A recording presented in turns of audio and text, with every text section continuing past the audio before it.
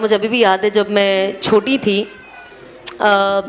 मैं ये चीज़ को प्रमोट नहीं करती हूँ, बट ये बहुत गलत चीज़ मैं करती थी जो बिल्कुल मना है करने के लिए, बट मेरे से एक बार हुआ है। तो इससे जुड़ के एक दूसरी चीज़ है जो मुझे आपको बताना है, इसके लिए मैं ये वाक़या बता रही हूँ। तो जब पहले मेरी नानी का इंतकाल हुआ था, उसके बाद मेरे नाना का इंतकाल हुआ। अब जब मेरे नाना का इंतकाल हुआ तो अब मेरे घर में कोई मर्द था नहीं, फिर मेरे एक कज़न थे, तो हम सब अनफॉर्चुनेटली, मैं और मेरी मम्मी भी कब्रिस्तान गए और वहाँ पे सूरा यासीन पढ़ना शुरू किया। अब सबने पढ़ लिया, अब मैं पढ़ी रही हूँ, सब खड़े हैं ऐसे कि मैं कब ख़त्म करूँगी। मैं इतनी ऐसी मेरी स्पीड थी। तो मेरी नानी की कब्र पे पहली पढ़ी गई। अब जब नाना की कब्र पे गए तो सबसे पहले मेरे भाई ने बोला तू रहने दे तू घर जाके पढ़ लेना, क्योंकि इतना स्लो पढ़ती हो। तो ऑफकोर्स आई रिग्रेट, वो मेरा I think first and last time था जो मैं गई, और जब मुझे ऑफकोर्स समझ पड़ी कि कब्रिस्तान बिल्कुल नहीं जाना चाहिए। मम्मी को वो नॉलेज हमने बिल्कुल, बट वो हमारा वाहिद एक वक्त था जो हम गए थे। और मैं हमेशा कहती हूँ लोगों को कि इन सारी चीज़ों से आप बचें, जितना हो सकता है बचें। जो ना करने वाले काम है खुदा के वास्ते ना करें। मैं कहती हूँ जो भी चीज़ में थोड़ा सा भी डाउट होता है ना, वो बेहतर है छोड़ देना। इससे कोई कहता है ना डाउट है, हो भी सकता है नहीं भी हो सकता, तो मत करो, छोड़ दो, वो ज़्यादा बेहतर है। तो तब मुझे ऐसा लगा यार मैं कितना स्लो पढ़ती हूँ कि इन लोगों ने मुझे पढ़ने ही नहीं दिया। बेचारे मुझे मेरे नाना नानी से बहुत हद से ज़्यादा मोहब्बत थी और है। मतलब मैं रोज़ उन्हें याद करती हूँ, मैं कभी नहीं भूल पाती हूँ। और हर वक्त जब भी मैं देखती मुझे लगता है अल्लाह मैं मेरे नाना नानी की मगफिरत कर दे, क्योंकि मैं इतनी छोटी थी, मुझे लगा मैं उतना मेरी नाना नानी के लिए कर नहीं पाई जो मुझे करना था। और जब खिदमत और इन सारी चीज़ों का मतलब समझ में आया ना, तब तक बहुत लेट हो चुका था, वो चले गए थे। और उन्होंने पूरा बचपन मुझे पाला। मेरी नानी बेचारी, मैं स्कूल जाती थी, मेरी मुर्गी संभालती थी। अब आप समझो एक बुज़ुर्ग इंसान जो 60-70 साल के ऊपर हो गया, वो बेचारा चल नहीं पा रहा, मेरे चूज़ों के पीछे भाग रहा है कि यार मेरी नवासी आएगी, उसको मुर्गी का बच्चा नहीं मिलेगा तो वो रोने लग जाएगी। उसे कौवों से बचाती थी, डंडा लेके घूमती थी कि कौवा आएगा तो उसको मार के भगाऊंगी कि क्योंकि मुझे मुर्गी पालने का बचपन में बहुत शौक था। बेचारी का अगर पैर भी टूट जाता था तो मैं उसको हल्दी लगाती थी, लेप लगाती थी, फलाना करती थी, बहुत सारे ढोंग करती थी। तो मुझे ना वो सारी चीज़ें देख के याद आती थी कि हमारे नाना नानी, दादा दादी हमसे कितनी मोहब्बत करते जब हम छोटे होते हैं। अनफॉर्चुनेटली हमारे अम्मी अब्बू भी। और जब हम बड़े होते हैं और जब वो बच्चे बन जाते हैं,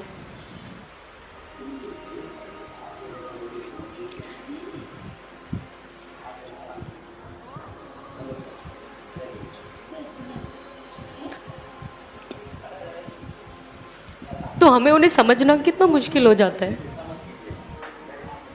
मैं हमेशा कहती हूँ माँ बाप की इज्जत करें, माँ बाप से मोहब्बत करें, और वो जो कहते हैं आपकी भलाई के लिए कहते हैं। बहुत बड़ा दर्जा है और मुकाम है माँ बाप का। कहते हैं ना जन्नत का रास्ता सिर्फ वही है।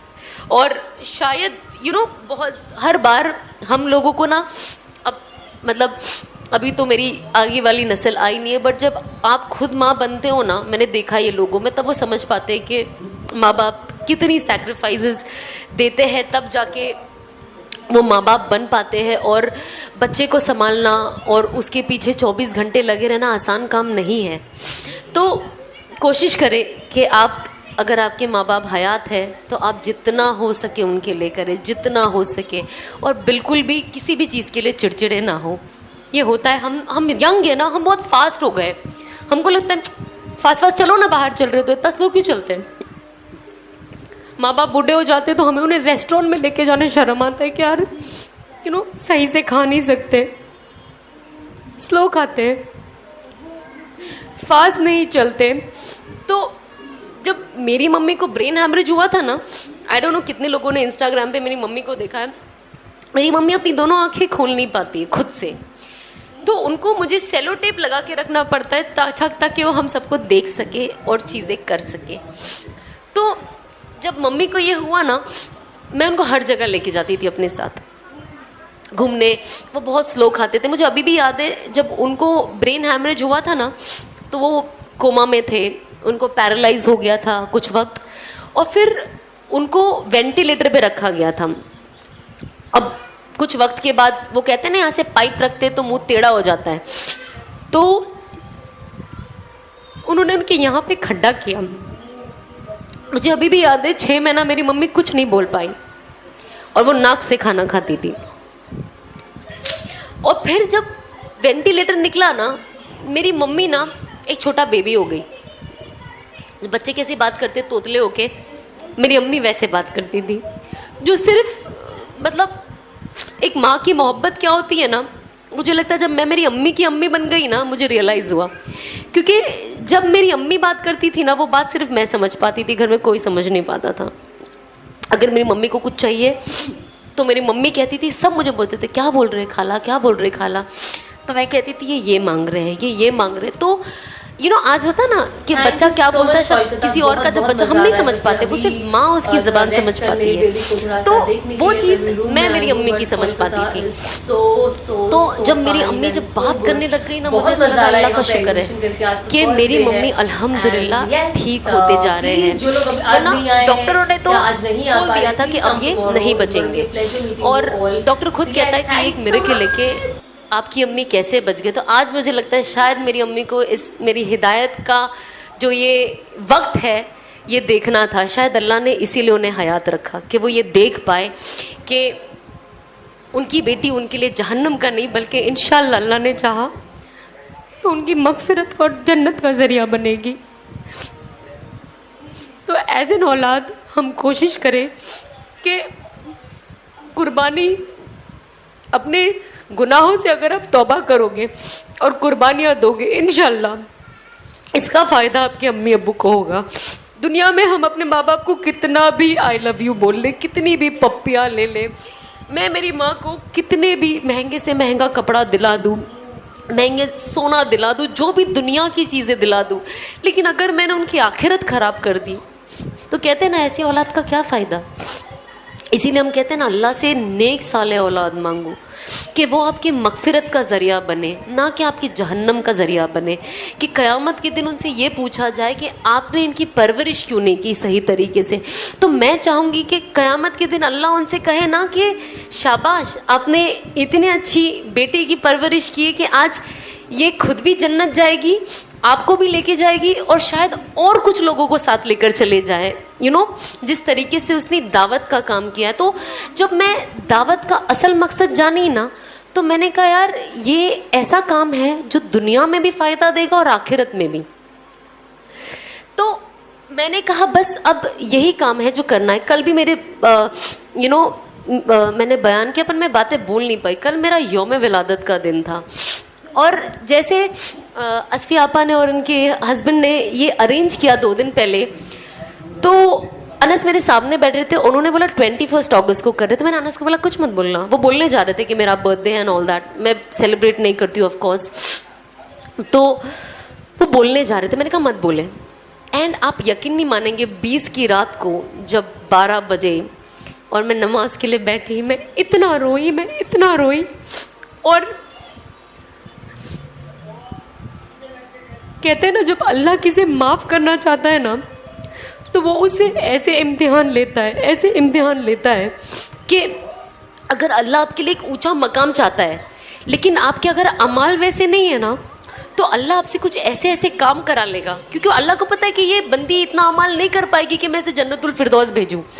तो मैं क्या करूँ, इसे हालातों में डालूँ और कुछ ऐसे अननोन काम ले लूँ जिससे इसका मर्तबा ऊंचा हो जाए। तो उस वक्त मैंने सोची कि मैंने अपनी ज़िंदगी का कितना साल इसी दिन गाना बजाया, डांस किया, अस्तगफिरुल्लाह कैसे कैसे कपड़े पहने, उसमें लोगों को शामिल किया, मेरे घर वालों को नचाया, अल्लाह उनकी भी मगफिरत करे। जो मैंने किया एटलीस्ट मैं तो हमेशा माफ़ी मांगती हूँ कि मेरे ज़रिए जिसने भी गुनाह किया अल्लाह उन्हें माफ़ कर दे, मेरे घर वालों को भी, क्योंकि ज़रिया मैं थी। तो उस वक्त मुझे ऐसा था कि यार इस दिन मैंने कितना साल गलत किया, कितना साल, मेरी आधी ज़िंदगी ख़त्म हो गई है। मैं 34 इयर्स की हूँ और मैंने इतना साल इसी दिन क्या क्या नहीं किया जिसने अल्लाह को कैसे नाराज़ किया होगा, कैसे नाराज़ किया होगा। अल्लाह और उसके फरिश्ते मुझ पे लानत भेजते होंगे इसी दिन कि मेरे पैदा होने के दिन पे मैं क्या कर रही हूँ। और अल्लाह ने देखो ना कैसा गैप का काम किया कि बस हमने तय किया अहमदाबाद आएंगे और हम कुछ बातें करेंगे, एक्सपीरियंस शेयर करेंगे। अल्लाह ने कैसा दिन चुना, 21 अगस्त, वही बर्थडे का दिन। और अल्लाह ने उसी दिन मेरे से कैसा काम लिया।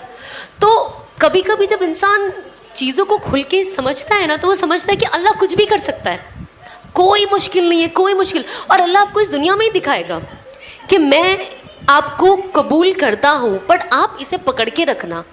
ऐसा नहीं है कि आज कुछ चीज़ें मुझे दिख रही है कि मेरी कबूलियत हो रही है तो अब बस मैं एकदम कहते हैं ना सीना तान के आ जाओ कि बस अब मैं तो जन्नत ही जाने वाली हूँ। ना ना ना, ये तो आँख बंद होने के बाद ही पता चलेगा। बट जब अल्लाह, हर इंसान कहता है ना, अगर आपने एग्जाम दिया है, आप कुछ अच्छी चीज़ें कर रहे हो, अगर मैं आपको बोला माशाल्लाह आपने बहुत अच्छा किया, मुझे एक इंसान को अप्रिसिएशन पसंद है, मोटिवेशन पसंद है, तो अल्लाह हर इंसान को मोटिवेट करता है। आई एम श्योर आपने भी ऐसे बहुत एग्जाम्पल्स देखे होंगे, नोटिस किया होगा कि ये करने से अल्लाह ने मेरे लिए ये कर दिया, वो करने से अल्लाह ने मेरे लिए ये कर दिया।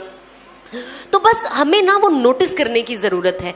तो जब मैं ये चीज़ें देखती हूँ ना कि अल्लाह ने कितनी आसानी कर दी, जब जो 18-20 साल दिन रात नाचना गाना घूमना आसान बात नहीं है छोड़ना, और ऐसे छोड़ना कि पलट के देखना ही नहीं। कभी कभी जब मैं और अनस बात करते तो हम ऐसी बात करते कि अल्लाह ने कैसे निकाला जैसे आटे में से बाल, उतने आसानी से निकाल दिया मुझे उसमें से। मुझे अल्हम्दुलिल्लाह आज कोई चीज़ की याद नहीं आती है।